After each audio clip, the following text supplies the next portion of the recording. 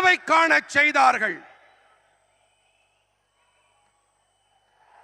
सुब्रमण्यम भारती जैसे राष्ट्र कवि का जन्म भी यहीं पास में हुआ था।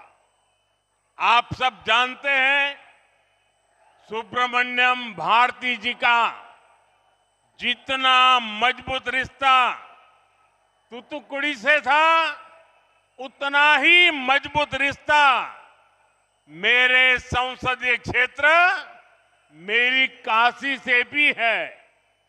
हम काशी तमिल संगमम जैसे आयोजनों के जरिए अपनी सांस्कृतिक धरोहर को लगातार मजबूत कर रहे हैं। சுப்பிரமணிய பாரதி போன்ற தேசிய கவியும் கூட இங்கே அருகேதான் பிறந்திருக்கிறார். நீங்கள் அனைவரும் நன்கறிவீர்கள், சுப்பிரமணிய பாரதிக்கு எத்தனை பலமான உறவு தூத்துக்குடியோடு இருக்கின்றதோ அதே அளவு பலமான உறவு என்னுடைய நாடாளுமன்ற தொகுதியான காசியோடும் இருக்கின்றது. காசி தமிழ்ச் சங்கமம் போன்ற ஏற்பாடுகள் வாயிலாக நமது கலாச்சார மரபுகளை நாங்கள் தொடர்ந்து வலுப்படுத்திக் கொண்டு வருகின்றோம்.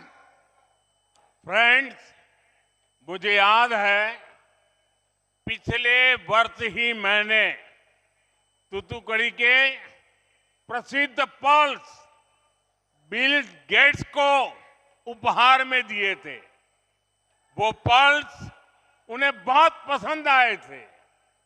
यहाँ के पांड्या पर्ल्स एक समय पर पूरी दुनिया में भारत की इकोनॉमिक पावर का सिंबल हुआ करते थे। நண்பர்களே, கடந்த ஆண்டுதான் நான் தூத்துக்குடியின் பிரபலமான முத்துக்களை பில்கேட்ஸுக்கு பரிசாக அளித்தது எனக்கு நன்றாக நினைவிருக்கின்றது. அவருக்கு அந்த நல்முத்துக்கள் மிகவும் பிடித்திருந்தது. நமது பாண்டி நாட்டு முத்துக்கள் ஒரு காலத்தில் உலகம் முழுவதிலும் பாரதத்தின் பொருளாதார வல்லமையின் அடையாளமாக இருந்து வந்தது. साथियों, आज हम यहां अपने प्रयासों से विकसित तमिलनाडु और विकसित भारत के विजन को आगे बढ़ा रहे हैं। ब्रिटेन और भारत के बीच फ्री ट्रेड एग्रीमेंट हुआ है। एफटीए भी इसी विजन को गति देता है।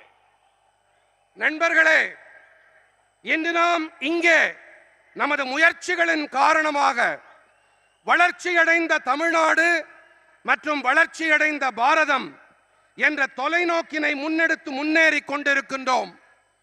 பிரிட்டன் மற்றும் பாரதத்திற்கு இடையே நடந்த எஃப்டிஏ தடையில்லா வர்த்தக ஒப்பந்தமும் கூட இந்த தொலைநோக்கிற்கு வேகம் அளிக்கின்றது. आज भारत की ग्रोथ में दुनिया अपनी ग्रोथ देख रही है। ये एग्रीमेंट भी भारत की अर्थव्यवस्था को नई मजबूती देगा। इससे दुनिया की तीसरी बड़ी इकोनॉमी बनने की हमारी रफ्तार और तेज होगी। இன்று பாரதத்தின் வளர்ச்சியிலே உலகம் தனது வளர்ச்சியை காண்கிறது. இந்த ஒப்பந்தமும் கூட பாரதத்தின் பொருளாதாரத்திற்கு புதிய பலத்தை அளிக்கும். இதனால் உலகத்தின் மூன்றாவது பெரிய பொருளாதாரமாக ஆகும். நமது வேகம் இன்னும் விரைவாகும்.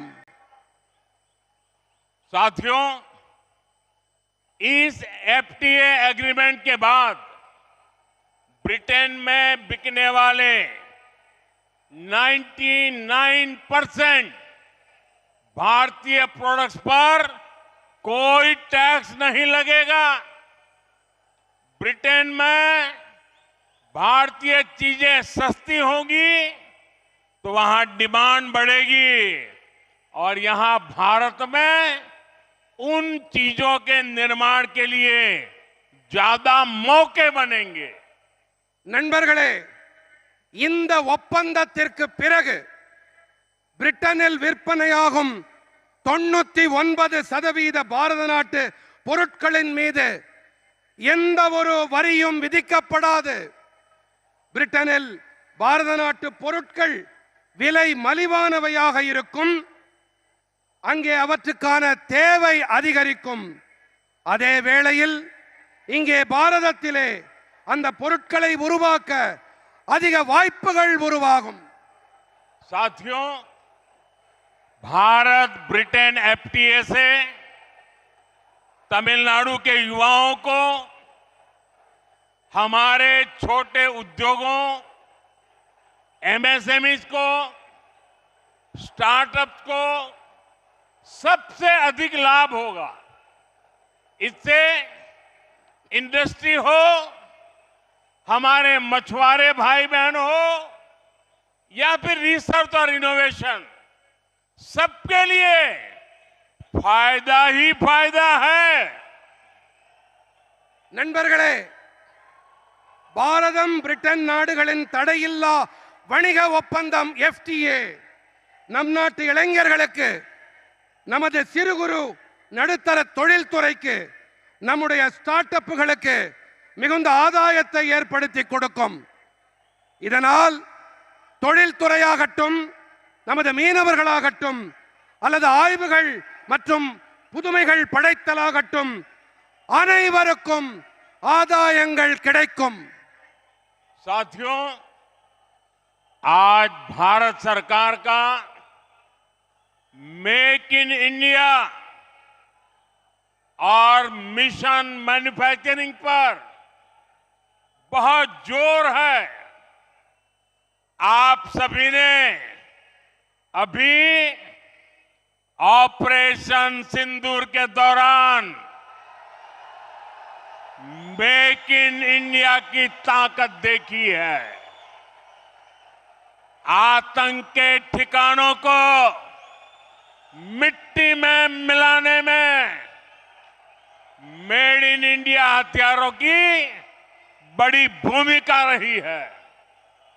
भारत में बने हथियार आज भी आतंक के आकाओं की निंद उड़ाए हुए हैं।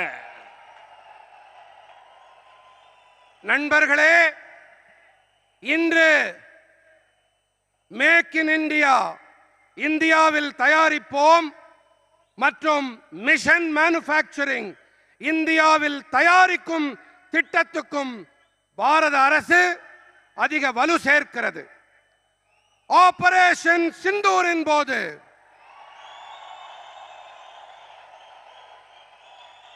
இந்தியாவில் தயாரிப்போம் குறிக்கோளின் பலத்தை கண்கூடாக பார்த்திருப்பீர்கள். பயங்கரவாதிகளின் பதுங்கி இடங்களை மண்ணோடு மண்ணாக்கியதில்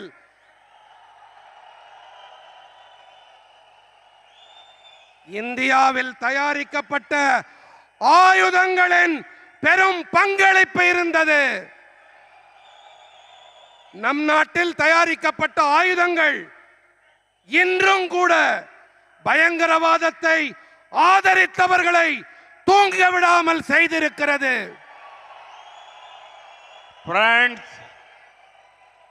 तमिलनाडु के पोटेंशियल का पूरा इस्तेमाल करने के लिए भारत सरकार तमिलनाडु के इंफ्रास्ट्रक्चर को आधुनिक बनाने का प्रयास कर रही है।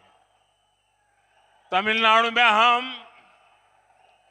पोर्ट इंफ्रास्ट्रक्चर को हाईटेक बना रहे हैं, साथ ही एयरपोर्ट, हाईवेज और रोडवेज को भी आपस में इंटीग्रेट कर रहे हैं। நண்பர்களே, நமது தமிழ்நாட்டின் ஆற்றல் வள